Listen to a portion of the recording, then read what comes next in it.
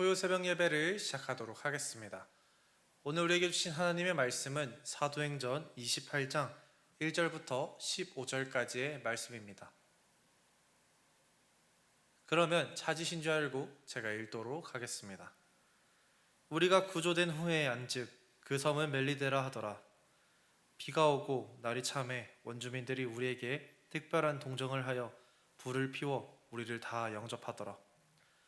바울이 나무 한 묶음을 거두어 불에 넣으니 뜨거움으로 말미암아 독사가 나와 그 손을 물고 있는지라. 원주민들이 이 짐승이 그 손에 매달려 있음을 보고 서로 말하되 진실로 이 사람은 살인한 자로다. 바다에서는 구조를 받았으나 공의가 그를 살리지 못하게 함이로다 하더니 바울이 그 짐승을 불에 떨어 버리매 조금도 상함이 없더라. 그들은 그가 붙든지 혹은 갑자기 쓰러져 죽을 줄로 기다렸다가 오래 기다려도 그에게 아무 이상이 없음을 보고 돌이켜 생각하여 말하되 그를 신이라 하더라. 이 섬에서 가장 높은 사람 보블리오라 하는 이가 그 근처에 토지가 있는지라. 그가 우리를 영접하여 사흘이나 친절히 머물게 하더니 보블리오의 부친이 열병과 이질에 걸려 누워있거늘 바울이 들어가서 기도하고 그에게 안수하여 낫게 하매 이러므로 섬 가운데 다른 병든 사람들이 와서 고침을 받고 후한 예로 우리를 대접하고 떠날 때에 우리 쓸 것을 배에 실었더라. 석 달 후에 우리가 그 섬에서 겨울난 알렉산드리아 배를 타고 떠나니 그 배의 머리 장식은 디오스구로라. 수라구사에 대고 사흘을 있다가 거기서 둘러가서 레기온에 이르러 하루를 지낸 후 남풍이 일어나므로 이튿날 보디울에 이르러 거기서 형제들을 만나 그들의 청함을 받아 이레를 함께 머무니라. 그래서 우리는 이와 같이 로마로 가니라. 그곳 형제들이 우리 소식을 듣고 앞비오 광장과 트레이스 타베르네까지 맞으러 오니 바울이 그들을 보고 하나님께 감사하고 담대한 마음을 얻으니라. 아멘. 저는 오늘의 말씀을 묵상하며 끝까지 지키시는 하나님이라는 제목을 지어 보았습니다.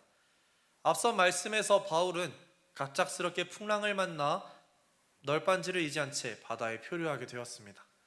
그러다 오늘의 말씀에서 바울은 다행스럽게 구조된 것을 확인해 볼 수 있습니다. 오늘의 말씀 시작부터 참으로 다사다난한 그런 어려운 상황이 벌어지고 있었습니다.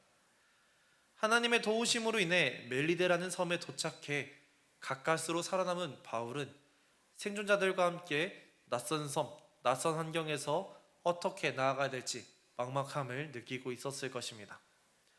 그 순간 생존자들을 찾아오는 한 사람들이 있었습니다. 그들은 바로 그 섬에 살고 있었던 원주민들이었습니다. 원주민들은 비 오는 날 물에 빠진 생쥐꼴을 하고 있는 이 생존자들의 모습이 불쌍해 보였는지 그들을 적대시지 않고 불을 피우고 대접해 주므로 동정우를 베풀어 주었습니다. 어쩌면 바울과 함께 있었던 무리들은 원주민들의 환대와 그들의 도움에 감동했을지도 모르겠습니다. 그렇게 원주민들의 도움으로 불 앞에 앉아 젖은 몸을 녹이며 쉼을 얻게 되었습니다. 이 또한 하나님이 그들에게 준비해 주신, 예비하여 주신 놀라운 은혜입니다. 하지만 바울이 다른 사람들과 함께 몸을 녹이는 도중에 그는 이어서 두 번째 위험을 맞이하게 됩니다. 바울은 몸을 녹이고 있다가 불에 나무 한 묶음을 장작으로 던졌습니다. 그 장작 속에 숨어 있었던 뱀이 갑작스러운 불에 놀라서 튀어나오고 뱀이 이제 바울을 물게 됩니다. 심지어 그 뱀은 평범한 뱀이 아니었습니다. 그 뱀은 위험한 독사였는데 그런 뱀이 바울의 손을 물게 된 것입니다. 원주민들은 이러한 독사에 물린 바울의 모습을 보며 경악을 금치 못했습니다. 몇몇 원주민들은 바울을 향하여 그는 진실로 살인한 자라 라고 말하기도 시작했습니다. 왜냐하면 바울이 바다에 표류하다가 죽을 위기를 간신히 넘겨 살아남게 되었으나 이번에는 그 일이 얼마 지나지 않았음에도 독사에 물려 죽게 되었으니 말입니다. 원주민들이 보았을 때에는 바울이 너무나도 큰 죄를 지었기 때문에 신들이 이런 바울을 꼭 죽여야 된다고 생각해서 이런 죽을 벌들을 연달아 내린다고 생각했기 때문입니다. 아마 바울과 함께 있었던 여러 사람들도 이 모습을 보며 크게 놀라고 당황했을 것으로 우리는 예상해 볼 수 있습니다.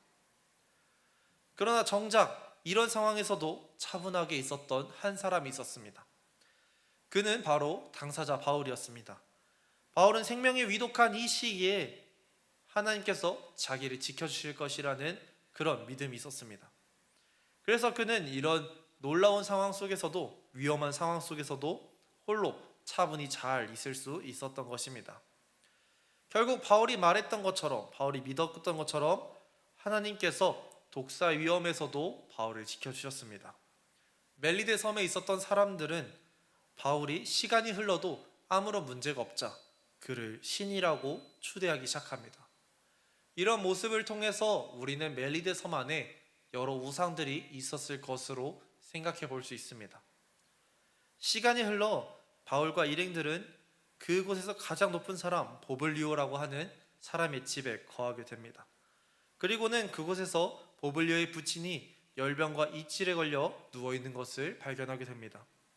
앞서 우리가 알았던 것처럼 이들은 우상 숭배를 하며 이 보블리오의 질병에 대해서 잦은 신들이 믿는 그 신들에게 계속해서 기도하고 제사를 올려드렸으나 고쳐지지 않았을 것이다 생각해 볼 수 있습니다. 바울은 이 보블리오의 부친을 바라보고 그에게 기도하고 안수하자 그 보블리오의 부친의 병이 깨끗이 씻음을 받게 되었습니다. 이런 모습에 많은 사람들이 놀라서 병든 사람들을 데리고 와서 함께 고침을 받게 했습니다. 이 말씀에서 바울이 그들에게 복음을 전했다, 그들에게 전도하였다라는 말이 없었지만 그동안 우리에게 보여준 바울의 행보를 통해서 우리는 바울이 그 순간에도 복음을 전했을 것이라고 생각해 볼 수 있습니다. 그렇게 자사단했던 멜리데서의 3개월이라는 시간이 지난 후 바울과 일행들은 그곳에 있었던 배를 타고 바다로 떠났습니다. 그리고는 최종 목적지였던 로마에 도착하게 되었습니다. 그런데 11절의 말씀은 바울과 일행들이 타고 있었던 이 배의 머리 장식이 디오스구로라는 장식이었다고 우리에게 의도적으로 이야기해주고 있습니다. 당시 사람들은 배의 이름이나 뱃머리 장식으로 신의 이름이나 조각을 장식하는 그런 풍습이 있었습니다. 이렇게 쓸 경우 신들이 자신의 배를 지켜줄 것이다 라는 미신이 있었기 때문이죠. 그래서인지 로마의 모든 배들은 선원들을 지켜주는 수호신, 그리스 로마 신화의 쌍둥이 신 디오스구로의 조각을 배 앞머리에 장식으로 부착한 다음에 배가 무사하기를 기원했습니다. 마치 우리나라에서 첫 차를 산 이후에 막걸리를 부어주는 것처럼 말입니다. 이런 시대적 상황 속에서 성경은 우리에게 의도적으로 뱃머리 장식에 대해 조명하여 알려주고 있습니다. 왜냐하면 로마의 모든 배들이 이러한 우상을 뱃머리에 부착함으로 배의 무사를 기원했으나 많은 배들이 그들의 믿음과는 달리, 그들의 소망과는 달리 많이 깨지고 부서지고 사고를 쳤기 때문입니다. 그들이 믿고 있었던 우상은 바다의 위협들에게서 그들을 지켜줄 수는 없었습니다. 오히려 바울이 타고 있었던 배는 돌풍을 만나 큰 어려움을 처하기까지 했었던 것입니다. 많은 사람들이 믿고 따르던 디오스구로라는 우상은 바울과 일행들, 자신이 지켜야 할 그 배조차 지키지 못했습니다. 그러나 하나님께서는 바울에게 약속하신 대로 바울과 그와 함께 배에 있었던 사람들을 모든 위협 속에서도 지켜주셨습니다. 또한 하나님께서는 바다를 넘어 그 어떤 어려움 속에서도 바울과 함께 하심으로 그를 위험에서 날마다 지켜주셨습니다. 바울과 일행들이 무사히 로마에 도착할 수 있었던 것은 어떤 우연이나 우상이 아닌 오직 하나님의 도우심, 하나님의 보호하심 그 덕분이었습니다. 오늘 함께 말씀을 묵상하신 여러분, 우리는 날마다 돈, 명예, 안정과 같은 헛된 우상들을 의지하며 살아갑니다. 그러나 이러한 것들이 우리를 안전한 삶으로 이끌어줄 수는 없습니다. 이것들이 우리를 세상의 여러 위험들에서 지켜줄 수 없음을 인정하시기 바랍니다. 우리의 삶에 어떤 우상들이 있으십니까? 하나님 앞에 내려놓으시기 바랍니다. 내가 의지하며 붙들고 있었던 것들이 있으십니까? 하나님 앞에 내려놓으시기 바랍니다. 세상이 믿고 의지하던 디오스구로는 어려움을 만나 무너지고 사라졌습니다.